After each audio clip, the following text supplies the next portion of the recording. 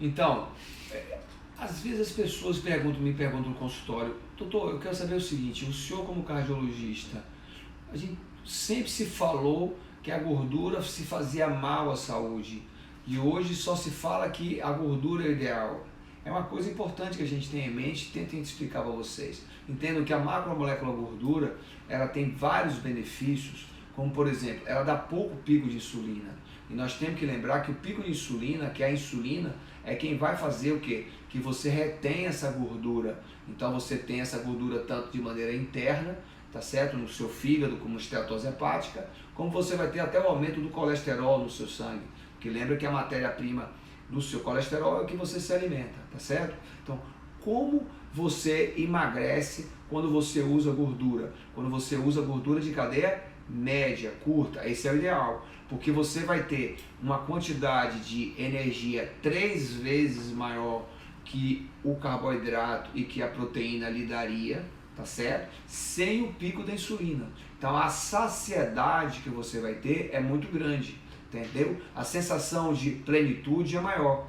E aí as pessoas perguntam e têm dúvidas, por que eu teria me sido tão saciado? Porque entenda, o corpo nosso, ele fica mais ou menos saciado dependendo da quantidade de energia que você tenha acumulada. Então, se você tem mais energia acumulada, tá certo? Então é óbvio que você vai se sentir mais saciado. Então, se você come o coco, ou se você come o abacate, ou se você come um suplemento, que nós vamos falar daqui a pouco, como o triglicéride de cadeia média, você vai ter energia para ser utilizada pelo seu corpo por um período mais longo. Essa é a razão da saciedade, é fundamental que a gente entenda isso. A saciedade vem, na verdade, da capacidade que o seu corpo tem de gerar energia. E a gordura gera muito mais energia. Essa é a razão que você tem que utilizar as gorduras de cadeia média para perder peso, tá certo? Por quê? Porque elas são anti-inflamatórias? São.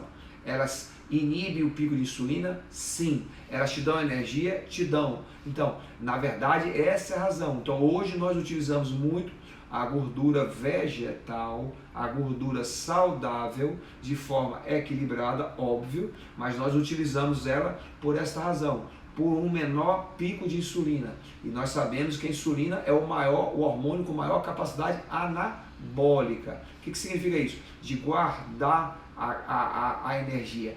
O problema da insulina é que ela guarda na forma de gordura, que nós não queremos dessa forma que a gente quer. Então, nós utilizamos sim hoje em dia os triglicérides.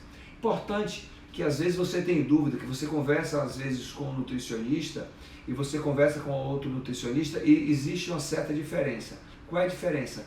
Porque é comum hoje em dia você utilizar os suplementos, tá certo? Na verdade, para saciar você. Então, quando você, por exemplo, quer durante sua manhã se sentir mais energético, melhor, você vai ver que seu nutricionista, ele te indica o uso do quê? Do triglicéride de cadeia média, tá certo? Ele vai te usar o suplemento. Eu, na verdade, eu prefiro utilizar o alimento, tá? Em que você tenha a gordura do coco, a gordura do abacate, você tenha uma outra forma. Então, você tem duas formas de nutrir, melhorar a energia do paciente durante o dia, tá certo? Qual é a forma? A forma de nutrição a nível de alimento, tá certo? Em que você vai colocar água de coco, o abacate, tá? Ou você pode utilizar os suplementos, que você tem o triglicéride de cadeia média, o Brain Octane, você tem outros tipos, óleo de coco, você tem outros tipos de suplementos, mas o objetivo é o mesmo. Eu gosto de chamar a atenção porque as pessoas se confundem. Eu vou deixar de comer, eu vou parar de comer, só vou usar suplemento. Na verdade, o objetivo é o mesmo. O objetivo é facilitar a sua absorção. Facilitando a sua digestão, você facilita a absorção. Você vai ter uma maior geração de energia. E com isso você tem uma saciedade e um desempenho muito maior.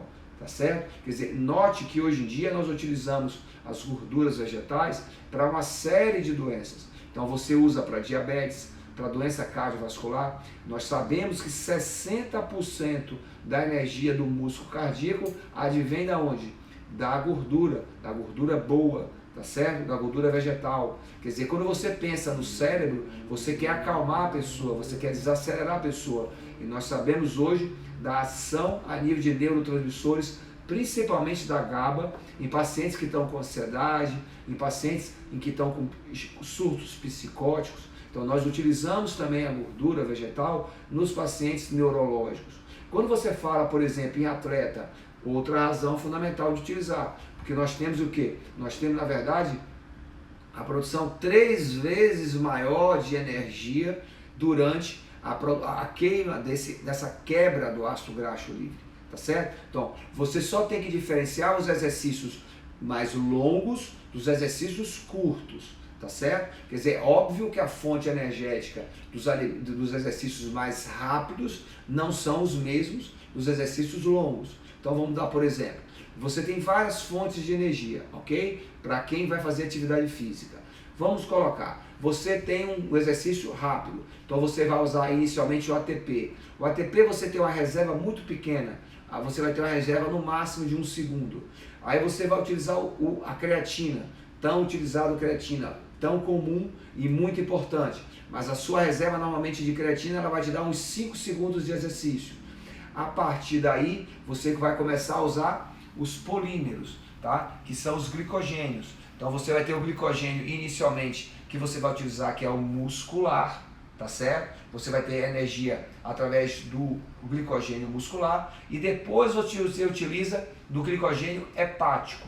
Primeiro o glicogênio muscular, depois o glicogênio hepático. A partir daí, ou quando você faz o jejum, que é o objetivo seu, você vai fazer com que você forme o quê? Você vai formar os corpos cetônicos, tá certo? Que é fundamental você formar corpos cetônicos. E esses corpos cetônicos, como vocês vão ver aqui, tá certo? Eles vêm do quê? O acetil-CoA, tá certo? Você vai vir que o CoA aqui tem essas reações de entrada de água, tá? Hidratação, mas o mais importante é que nós temos noção desse aqui, ó, os 3 principais corpos cetônicos. A acetona, que é o álice cetônico, quando você tem o desequilíbrio diabético, tá? Mas entenda que o primeiro é o acetoacetato.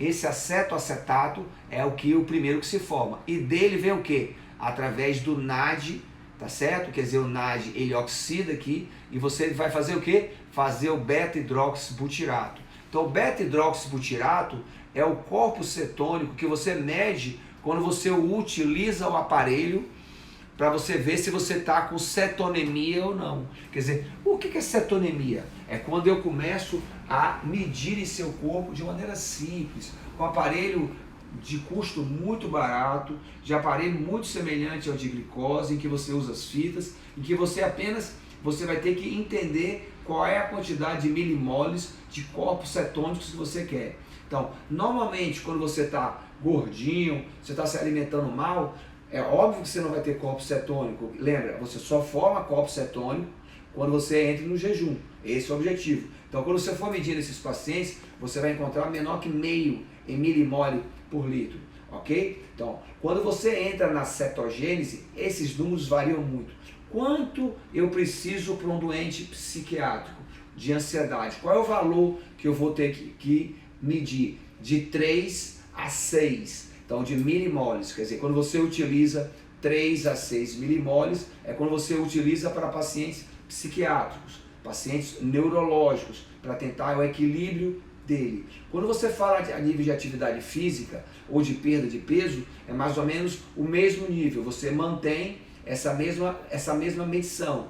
Você pode ir de 3 a 5 ou 3 a 7. Veja que é muito difícil você dizer através de um número específico e sem entender o sintoma ou a adaptação do paciente qual é o valor ideal. Por quê? Porque nós temos que ter em mente o quê? A musculatura, ela utiliza corpos cetônicos com muita facilidade, mas o seu cérebro ele vai ter que ter um período de adaptação. Tá certo? Isso é fundamental que a gente tenha um período de adaptação. E esse período de adaptação pode fazer com que você tenha um pouco de enxaqueca, um pouco de irritabilidade. Mas por quê? Porque o seu cérebro ele foi acostumado a ser alimentado com carboidrato, porque ele quer algo rápido. Lembra que quando sua mãe dizia que a vizinha estava nervosa, corre, bota uma água com açúcar e entrega para ela. Por quê? Porque ela quer algo rápido, o açúcar. E na verdade nós estamos querendo o quê? Tirar esse carboidrato e utilizar uma outra macromolécula que vai te dar uma energia em maior quantidade e na verdade vai te dar uma energia mais longa.